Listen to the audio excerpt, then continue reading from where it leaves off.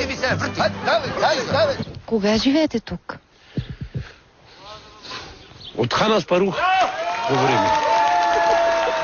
681 година. Ти оптимист ли си по принцип? Не, аз съм си обикновен човек съм си. Който работят, който работи, да си чувстват работа. Сирена имаше преди малко. За какво виеш? За какво виеше сирената? Чакай, не да я замърни. Не, да исках да питам само, защо имаше сирена сега? Защо имаше сирена сега? Болно бях пари, лошо ми стана. Сирена. Нема сирена.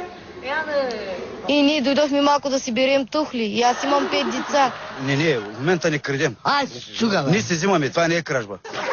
Аз не мога да си изхрана 5-члено дете с 150-60 лева.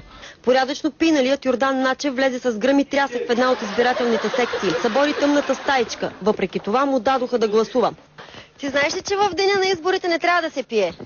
Ама днеска пи. А сега като си в такова състояние, знаеш ли за кого гласуваш? На три съм. Нали? Къде се къпете тук? Къде се къп по клозето?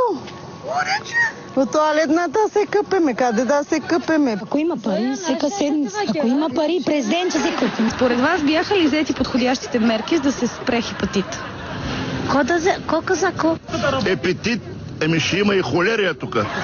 Хората заклагат циганите, вече излагаха циганите за кокошки с грип има. 25 и 4 ерета, 4 зайкини, 3 кози, ерета 2, само с едно кон остана. Защото и мисля, че и тя пълка шивани и аз ги заклам. За една седмица всичко туш. Види си колко през петлите е Рома.